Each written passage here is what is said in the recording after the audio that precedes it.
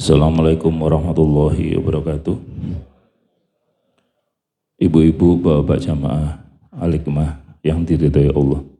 Sebelum taklim adalah kita baca syahadat, istighfar, dan asmaul husna.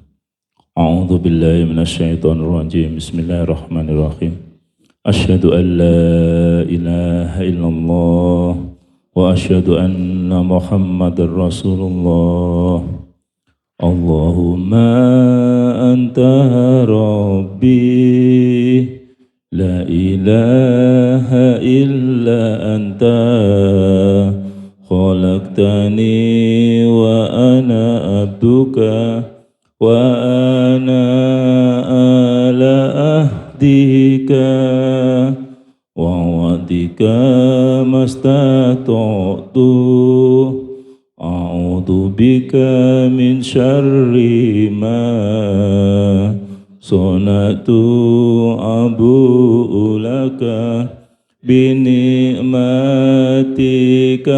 alayya wa abu'u bi dhanbi faghfir li fa innahu la yaghfiru dzunuba illa anta ya Allah. Bismillahirrahmanirrahim. Bismillahi badana walhamduli rabbina wassalatu wassalam linnabi habibina. Ya Allah ya Rabbana anta maksuduna ridhoka matlubuna dunyana wa ukhrana.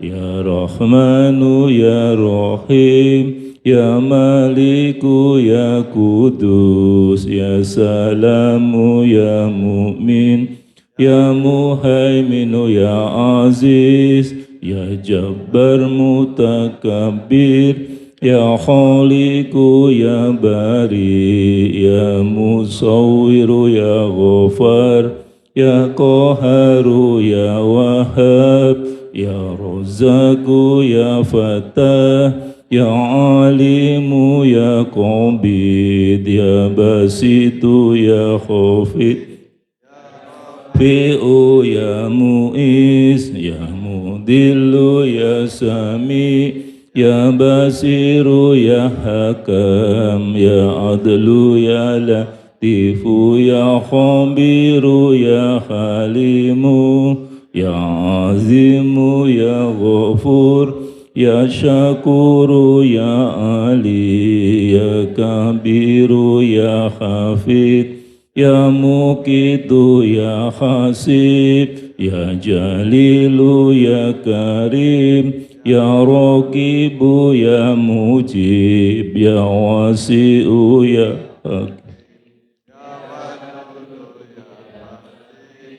ya Ba'isu ya Syahid ya Haku ya Wakilu ya Qawiyu ya Matin ya Waliyu ya Hamid ya Muqsi ya Mubdi'u ya Mu'idu ya Muhyi ya Mumidu ya Hayyu ya Qayyumu ya Wajid ya Majidu ya Wahid ya Akhadu ya Somad ya Qadir ya Muqtadir ya Muqaddim ya Muakhir ya Awalu ya Akhir ya Zahiru ya Batin ya Wali Muta'ali ya Baru ya Tawwabu ya Muntakimu ya Afu ya Ra'ufu ya Malik Malikal Mulki Dal Jalali wal Ikram ya Muqsitu ya Jami ya Ghaniyu ya Mughni ya Mani'u ya Dhar ya Nafi'u ya Nur Ya Hadi ya Badi'u Ya Baki ya Warisu Ya Rasidu ya Sombud Azza Jalla Dikruhu Bi Asma'ikal Husna Dhunubana Wali Walidina Wa Dhurriyatina Kafir an Sayyatina Wastur ala uyubina Wajbur ala nuqsanina Warfa darajatina Wazidna ilman nafi'a Warizqan wasi'a Khalalan tayyiba Wa amalan salihah Wa nawwir qulubana Wa yasir umurana Wa sahih ajsadana Daiman hayatina Ilal khairi qarribna Anni syarri ba'idna Wal qurba raja'una Akhiran minal muna Balli maqasidana Wa'udhi khawaijana Walhamdulillahina Alladhi hadana Salli wa salim ala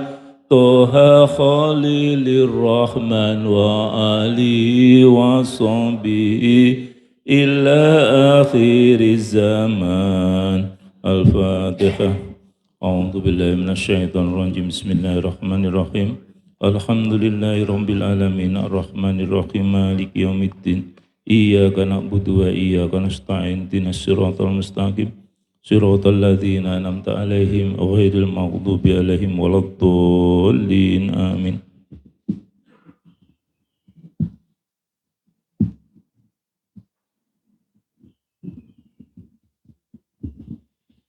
Assalamualaikum warahmatullahi wabarakatuh. Bismillahirrahmanirrahim. Alhamdulillahirabbil alamin. Bapak Ibu jamaah salat subuh Masjid Al-Hikmah Arya Mukti Pedurungan Kota Semarang yang dimuliakan oleh Allah Subhanahu wa taala. Alhamdulillahirabbil alamin. Pada pagi hari ini kita tetap istiqomah mengkaji kitab karya Hujatul Islam Imam Al-Ghazali tentang Asmaul Husna. Semoga bermanfaat fid dini wa dunya hatta ilal akhirah. Amin amin Allahumma amin.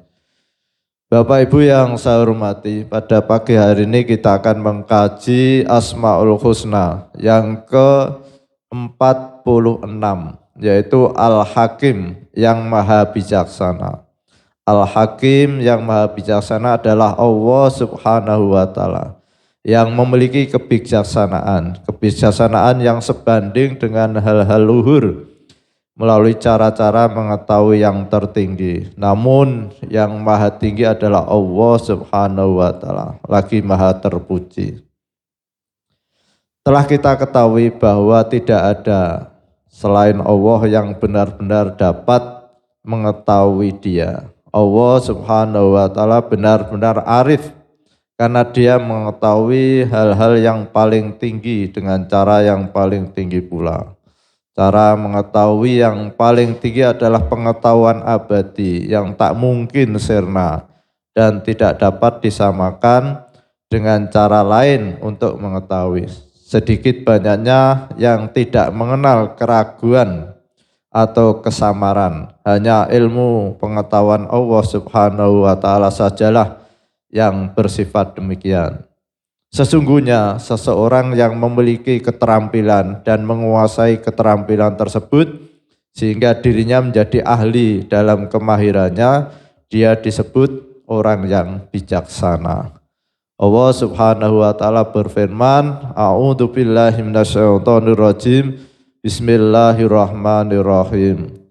Wa huwal qahiru fawqa ibadih wa huwal hakimul khabir. Yang artinya Dialah Allah yang berkuasa atas sekalian hamba-hambanya, dan dialah yang maha bijaksana lagi maha mengetahui. Al-Quran surat Al-An'am ayat 18.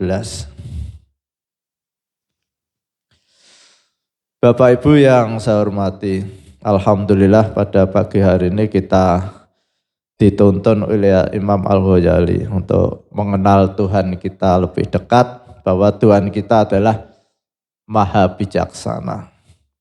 Lalu pemahaman kita tentang kebijaksanaan Allah Subhanahu wa Ta'ala bisa kita ilustrasikan bagaimana kebijaksanaan itu. Satu contoh, misalnya Pak Parti ini. Pak Parti sebagai pengusaha yang menjadi distributor bata ringan, Pak Parti. Maka agar perusahaannya itu berjalan dengan baik, Pak Parti, maka paling tidak harus mencari tenaga marketing, pemasaran. Lalu setelah Pak Parti memilih seseorang yang ahli pemasaran, dapat order, maka Pak Parti harus mencari orang yang membuat surat faktur bahwa ini harus dikirim ke toko A. Ada tenaga yang bagian administrasi. Setelah dibuat faktur, surat jalan, maka tidak cukup. Lalu faktur itu harus dikirim bersama barangnya. Maka harus ada barang yang di gudang. Berarti butuh tenaga yang ada di gudang. Barang keluar dari gudang, belum sampai ke toko A, harus ada tenaga yang mengirim, maka Pak Parti harus cari tukang kirim. Tidak cukup, karena barang itu harus dimuat di truk, harus ada supir, Pak Parti. Dah, barang diantar ke toko A dengan supir, pulang, bawa nota, karena ini kredit 3 bulan, maka nota itu harus disimpan oleh bagian piutang. Nah, bagian piutang. Setelah jatuh tempo 3 bulan, maka Pak Parti harus butuh orang, bagian kolektor, tukang tagih. Setelah dapat BG, maka BG itu harus dipegang oleh bagian keuangan, kasir, untuk diinkasukan di bank. Putaran dari marketing sampai ke administrasi, sampai ke gudang, sampai ke tukang kirim, sampai supir, sampai ke tukang tagih, sampai ke bagian keuangan, ini merupakan kebijaksanaan oleh Pak Parti.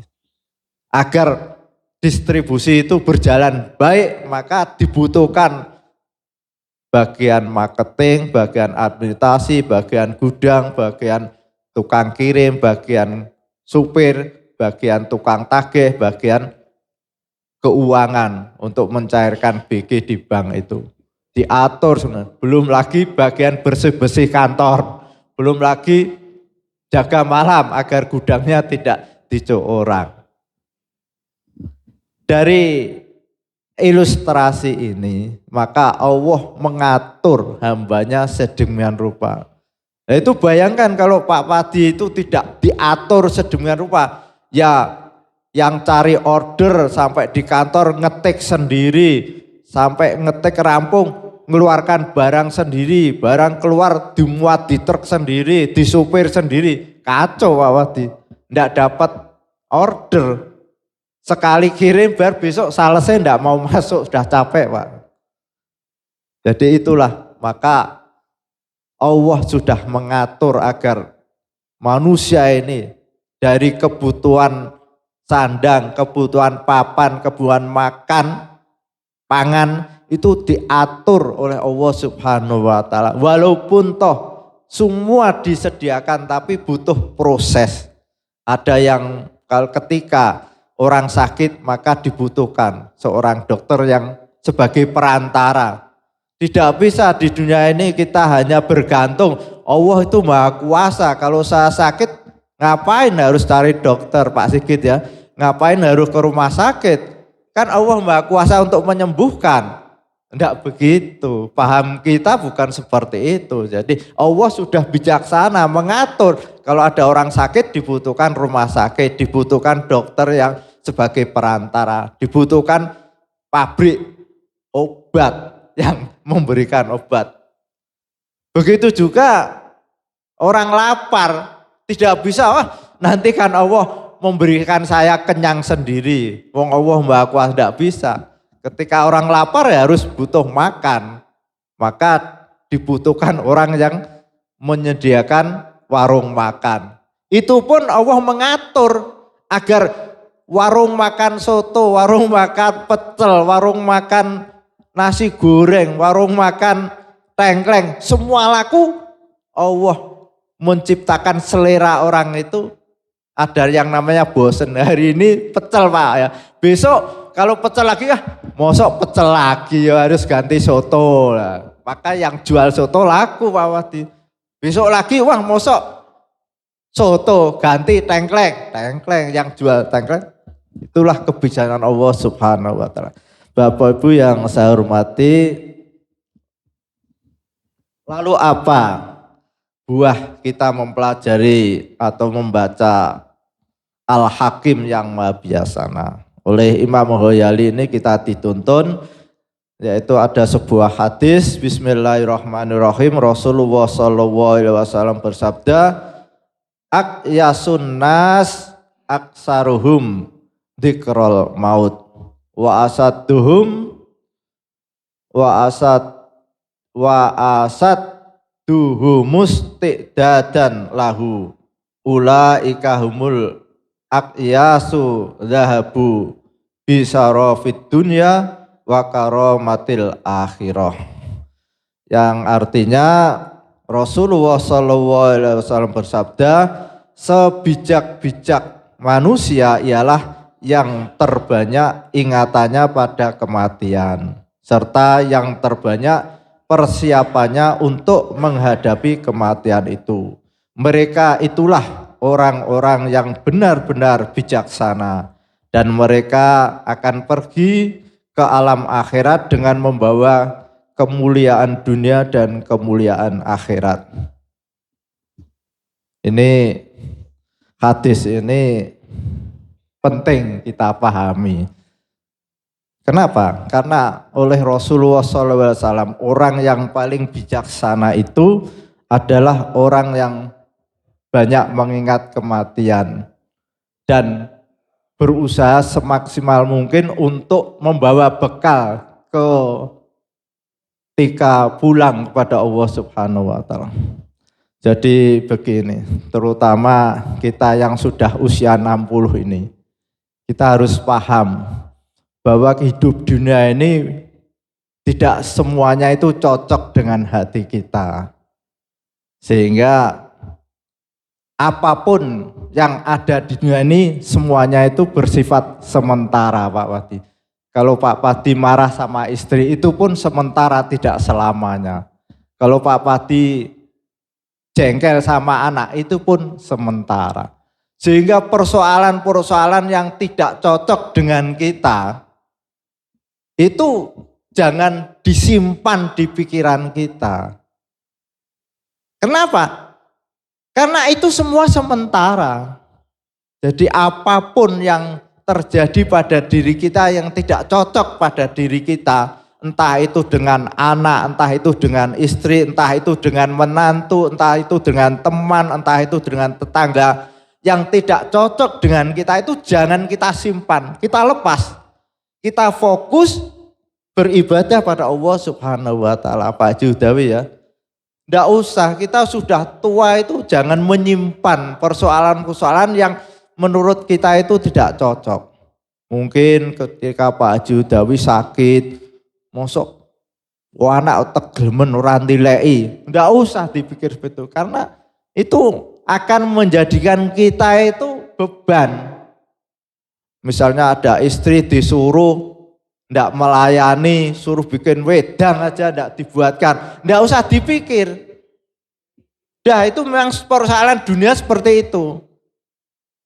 Beda dengan persoalan akhirat Pak Judawi. Akhirat itu Pak Pardia, kalau kita ingin bikin rumah di sana itu tidak perlu bikin. Nah, kata Pak Gus Inam itu bikinnya sekarang.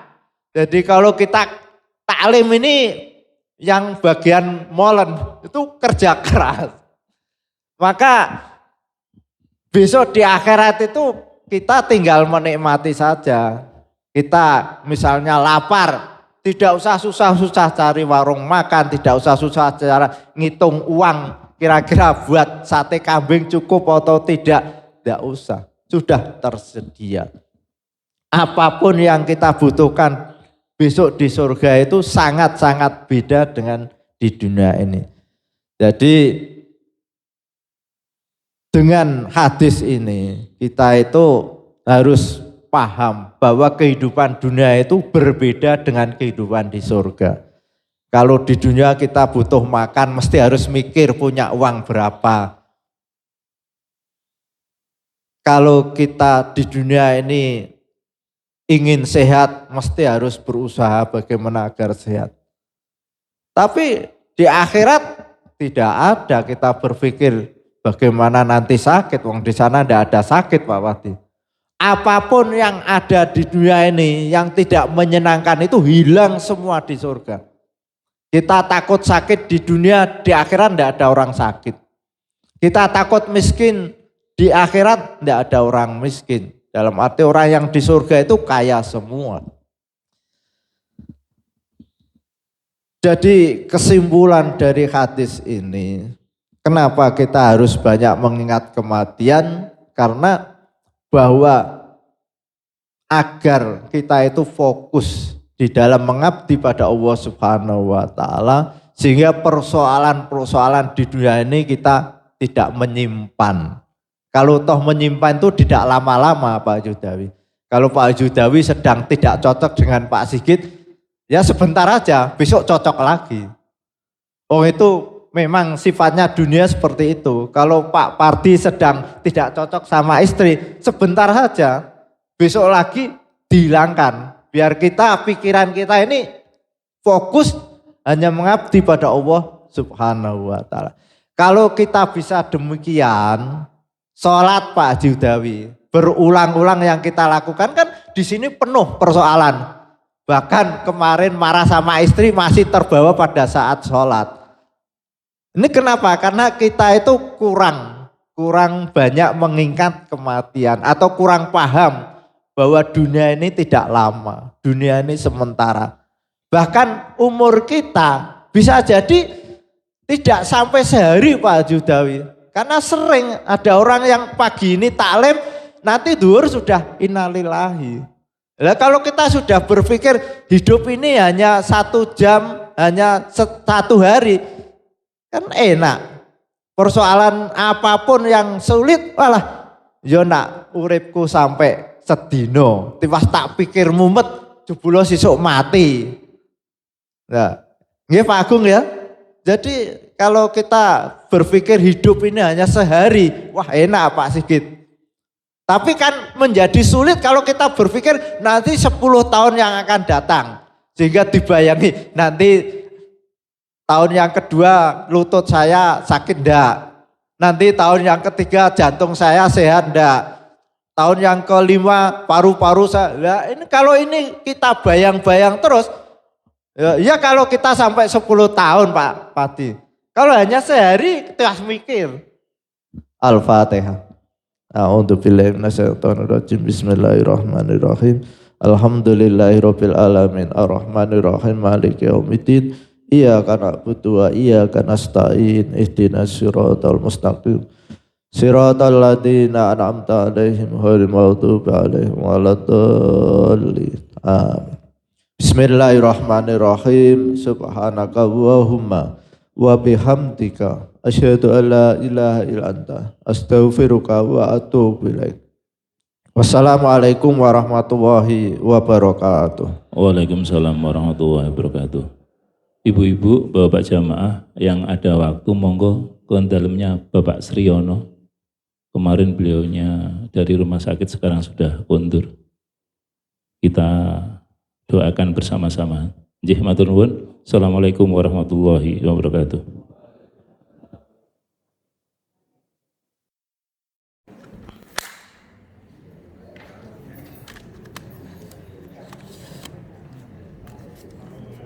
Ini Pak Sriono. Ini Pak Sriono. Ini Pak Sriono. Oh, iya. Coba, santai ya. Sing rekam. Stop ini.